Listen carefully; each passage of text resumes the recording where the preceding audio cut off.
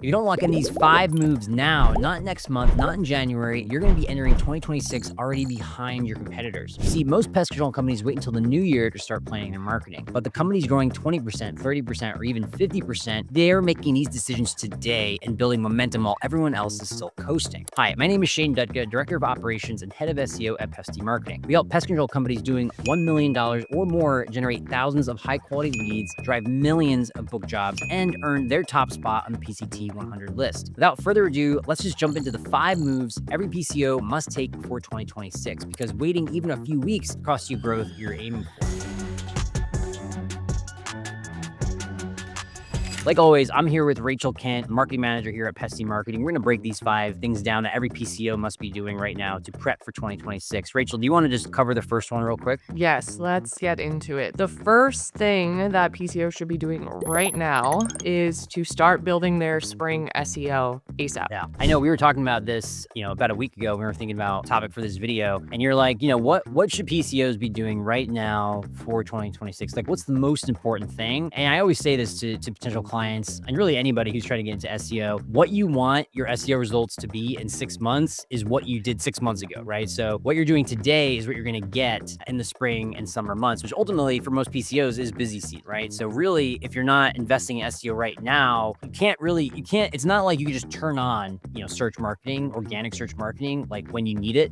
So it's something you definitely need to be in advance. And I know we were, chatting about this, and this is definitely the top of my list when it comes to prepping for next year. What are your thoughts, Rachel? Yeah, I actually had a question for you. How often does it come up from a client perspective or a potential client perspective about SEO questions of, can we just do it right now? Yeah, I mean, very often in the sales conversation, what happens is clients, they'll be in pain, right? That's why they're in the sales conversation in the first place. They'll be like, something is wrong, I need to fix it, I need to hire somebody. So they're like, okay, what can you do next week to get me results? It's like, and it's not, we got to kind of marry what we can do with what their pain is. And there are certainly some things we can do from a conversion perspective, but when it comes to SEO and actually turning on traffic to get more leads, it's definitely not something we never promise, oh yeah, like next week we're gonna, expect rankings to go up because of things we can do now. I mean, there's ramp up, like if you were to hire a new person at a company, there's at least 2 to 4 month onboarding period where they're really maybe not adding a ton of value. Not to say our agency wouldn't be adding value if we were hired, but there is a ramp up where we have to,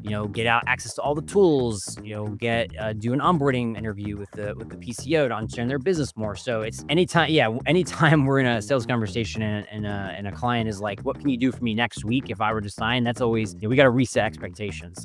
Yeah, reset expectations and look at what can we do 6 months, 3 months down the road to set you up for seasonality. So that's exactly. That one definitely had its spot at number 1. So yeah, our second thing that PCOs should be doing right now for 2026 is build a data pipeline connecting CRM sales to Google Ads. Yeah, again, this is something, I was talking to our paid director, Matt, who is having this conversation with a lot of clients right now. A lot of clients we talk to have no feedback loop in their Google Ads platform. So basically what that is, to break, not to be too technical. Basically, when you're bidding on Google Ads traffic and trying to get leads to Google Ads, when you bid, you're telling Google is trying to guess who's going to convert, right? So you get that traffic and converts into a lead, and then you try to sell them on the phone, right? And then there needs to be a feedback loop back to Google, like, did that lead convert, right? And if they did, how much were they worth? A lot of clients, I'm seeing don't have this set up, and it's, now is the time to be thinking about, if you don't have it set up, get it set up, right? We're in a down season, so you have time to maybe work on your operations, your tech stack to set these sorts of things up, and this is definitely in that vein. Yeah. How long do you think something like this would take to set up? It depends on the CRM. Like, a lot of our clients use field routes, which isn't as hard as, say, a Pest pack, which is more hard to integrate with. At a minimum, we use CallRail for all of our clients, and CallRail has a direct integration with Google Ads. So, and CallRail has automations built in that will automatically flag qualified, not qualified in terms of a lead based on the call transcript, which then we can pipe in the qualified leads back into Google and say, Google, get more of these qualified leads. That's like bare minimum. We would prefer to have sales data, right? And if there's an integration with the CRM into the Google Ads platform, that will take a little bit longer, but it's something, we're definitely comfortable doing, and we recommend it. Every single time a PCO comes to us, like, I have had terrible results with Google Ads. We're like, well, what's your data feedback loop? They're like, what is that? And then we're like, well, that's why you had bad results, because you're not giving Google any data to bid off, to like adjust its bidding for your business, Yeah. Yeah. PCOs, talk to your marketing team.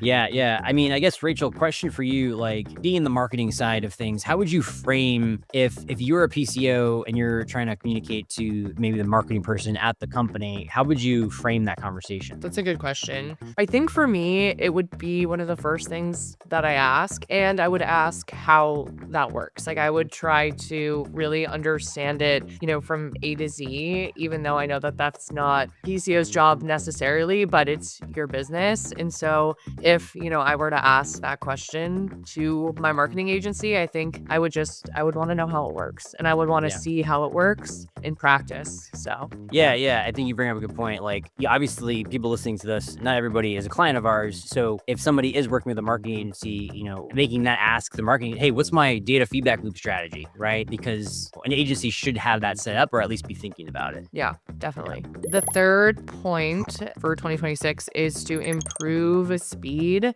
to lead across all channels. What are your thoughts on this? Yeah, speed to lead. I mean, this is like classic 101 type stuff. Everyone knows they should be doing it, but if for some reason, one reason or another, it just sort of gets on the back burner. And again, I think the spirit of, number 2 here, which is like, what's your data pipeline feedback loop strategy? And then this one, speed to lead. These are really operational questions. And because we're in a down season for most pest control companies, you should be asking these questions. Can we fix these things in our business so that we can improve, how fast we respond to leads? When somebody fills out a form, are you even like most pest control companies don't even measure how long it takes from form complete to call, right? And if you can't prove we can't measure, right? I forget what book I think Measure What Matters is. Maybe that's what came from that book. Can't prove we can't measure. So if you're not measuring that, that's already an issue number 1. Issue number 2 would be basically not taking the time right now to improve that operation, right? And that's calls too, right? If somebody calls your business, how soon can you pick up the phone? And there are some AI tools coming on the market that'll auto pick up and try to at least get on the phone with the customer and not just have it keep ringing. We again, I mentioned this before, but we use CallRail to basically listen to transcripts. And if we listen to transcripts on behalf of our clients. So if we see like their sales center not picking up the phone, we report that back to our our contact in the business and say, hey, did you know that these 3 customers never got a hold of a sales agent, right? And they just hung up. So like that's a terrible scenario, obviously. But sometimes the business owner is too busy, doing other things in the business. They don't have visibility into that. And, we, as a marketing partner, we want to make sure we at least help bring that to light. And again, this all comes back to now is the time to be improving those operations so that you can at least be, first measuring it, then improving it, and then ultimately seeing the results. The one other thing I want to bring up on this is the LSA thing. A lot of clients ask us, hey, we're doing LSAs. How do we do better there? How do we get more from that? How do we improve our cost per lead there? And our answer is always, how fast are you picking up the phone when somebody calls you from that source? And we know Google uses that as a sort of an algorithmic like ranking signal. If you're not picking up the phone on that and you're waiting and your competitors on that same listing, that same LSA like spot, they're gonna beat you, right? So that's a huge thing, especially if you're putting money there. You don't want to burn that money. Yeah, I mean, we live in such a time where everything is very quick, and so if something's wrong in your home, pests, molds, HVAC, it doesn't matter. Someone's gonna call if you don't answer. So definitely a time to look into this and to try to improve it and set goals for 2026. For sure. Yeah, definitely. Couldn't say it better myself. Okay, the fourth thing that PCO should be doing for 2026 is to implement marketing automation for not ready leads. Yeah, can you, for the audience, can you define what that means? What Yeah, so leads that aren't ready right now. Maybe they've contacted your business and have had a call with you, had some sort of communication with you, and they've either told you themselves that they're not ready, or they are, thinking of doing this down the road, and they were kind of just potentially seeking out pest control companies to come be their go-to contact, but they're not ready to move forward right now. And I think that's kind of the underlying theme with these leads. And so we don't just say bye to these leads if they're not ready right now. They could be ready later. A lot of people drag their feet in a lot of different ways, or wait until something happens, and you want to be top of mind for those people.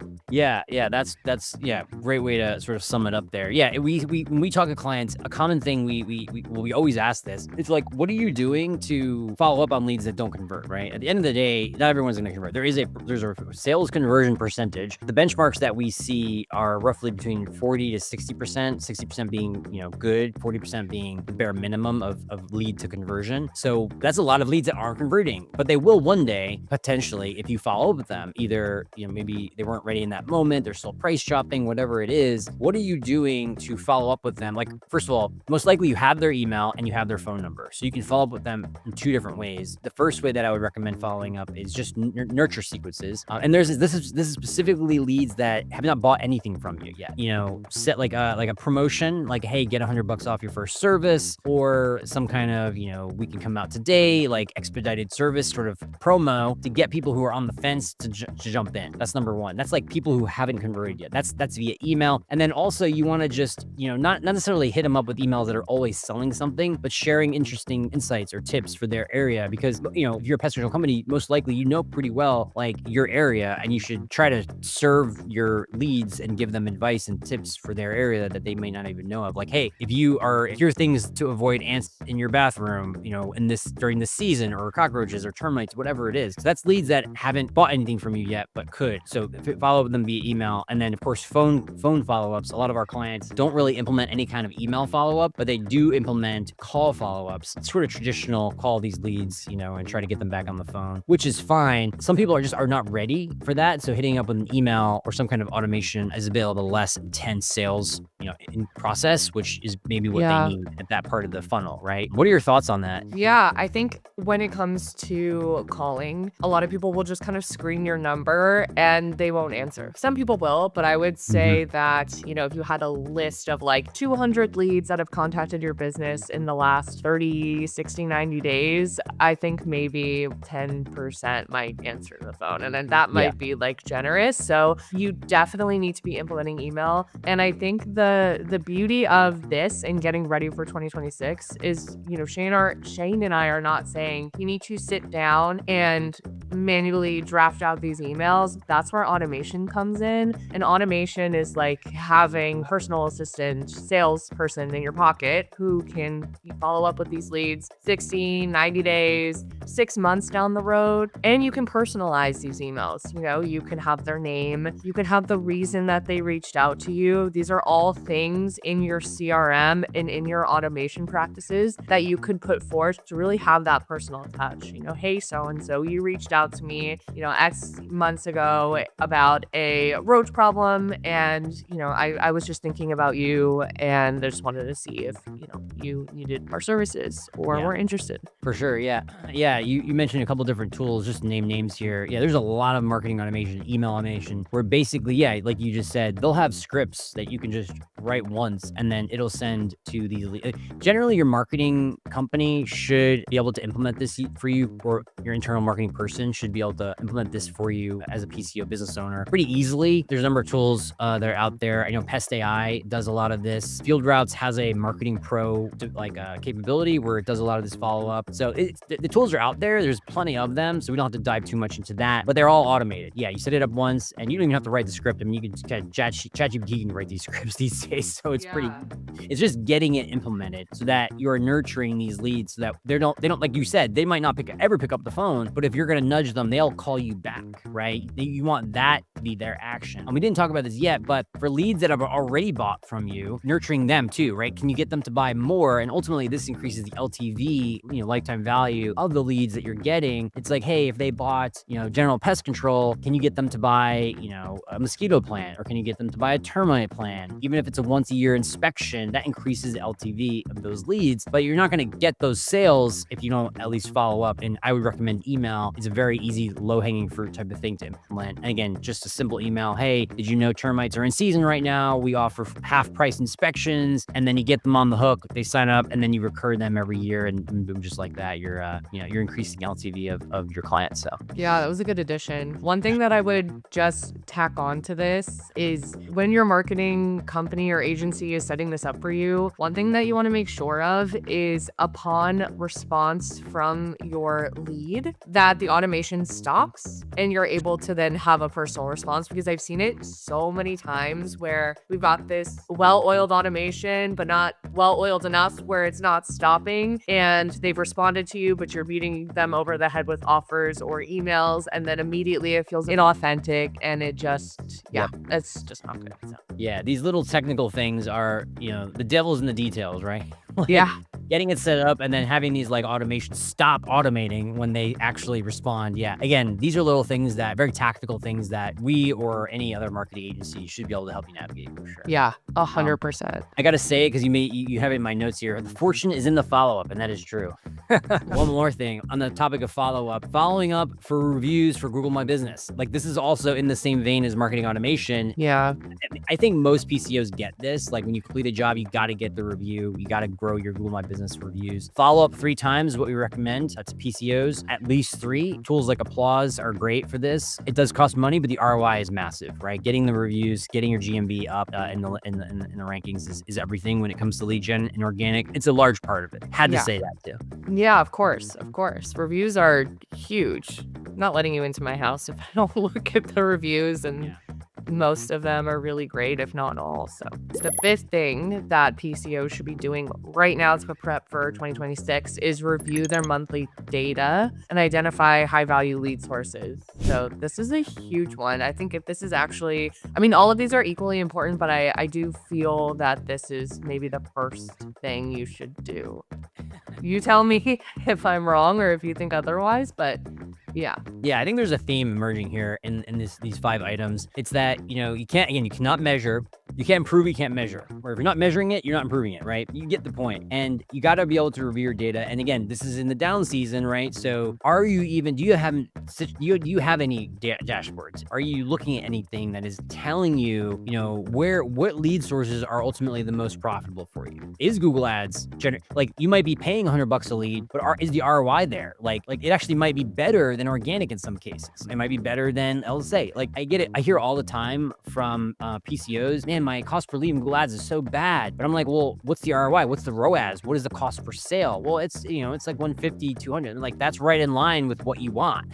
And obviously the cost to acquire a customer, the cost per sale, it varies by business, but don't concern yourself so much on the cost per lead, though that doesn't matter. It's really just how the quality of those leads ultimately will be found in how much they convert, and that's cost per sale, right? How much money did you have to spend before you converted one customer? That's the metric that I like to see. And then you should have a dashboard that has cost per sale by channel. So Google Ads, LSA, GMB, Yelp, social media, whatever it is, wherever you're buying traffic, wherever you're getting leads, you should have cost per sale by channel. And then you should just, you and your management team should review that and be like, okay, this channel is not that profitable for us. We want to keep investing there. So that's the kind of conversation you should be able to be having. And again, right now, when it's down season, you should be investing or talking to your marketing company. Hey, can we set up these dashboards? And that's very possible. Again, Field Rouse, Pest, all of these CRMs have this built in, but you can also get the data out and create your own customized dashboards via integrations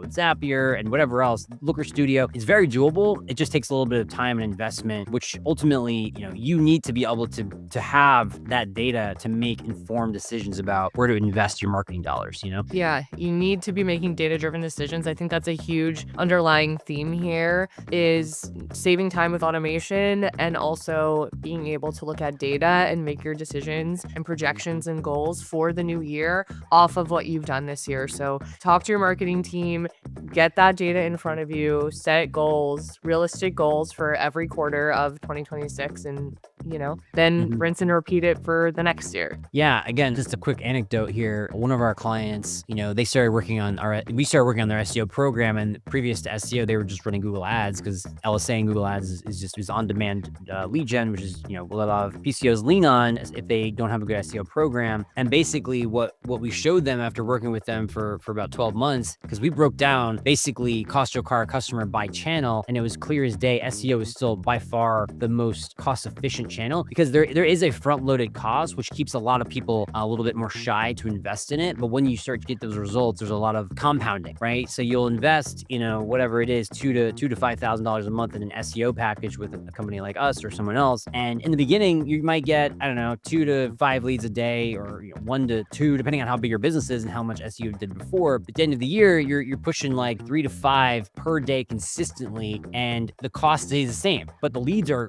compounding. So ultimately, the cost per lead goes down, cost per sale goes down, and that's what you want, right? You're essentially creating this channel that's extremely efficient, and then you can take that efficiency and reinvest in other parts of the business. So again, it's not just SEO, it's really all channels, but you can't make those decisions if you don't have any data to look at. And a lot of our clients need help here. And it's just because it takes expertise, it takes time to set it up. And a lot of these CRMs do have internal reports, but they could be better and they could be more, more customized. And that's, again, something that I would recommend you, or work with your marketing agency. And data is everything. I got to see your quote here. Your data is your scoreboard. You can't improve the game if you never look at the source. So true.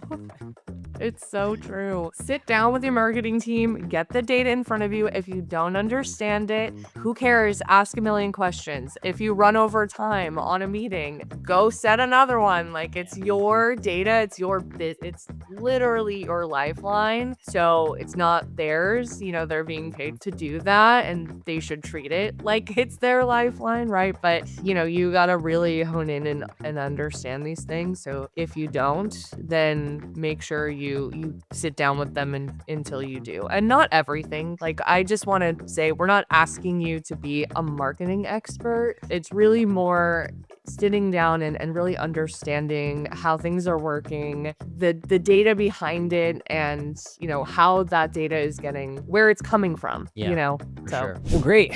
Yeah, this has been a good conversation. And yeah, again, the general theme here is, what should PCOs be doing right now to prep for 2026? I think we started off with, getting your, basically working on your SEO strategy. What are you doing today? Like, are you rolling out a new website? Are you updating a template? Are you rewriting your pages? Are you producing new pages? The data pipeline, do you have a feedback loop for Google Ad leads to get sort of assessed? Like, are these quality leads? And if they are, telling Google about them, did they convert? Improving speed to lead, obviously super important. Marketing automation, are you following up on leads with some kind of either SMS follow-up, email follow-up, and of course call follow-up? But automation is the key here, and that's SMS and email. And of course, we just talked about data and how important that is. I love these conversations. Well, in that case, then we'll wrap today's show, and make sure when you check out one of our other videos, we like to do at least one of these chats a week. So see you in the next one. Yeah, like, subscribe, comment. If you have questions, comment them. We'll answer them.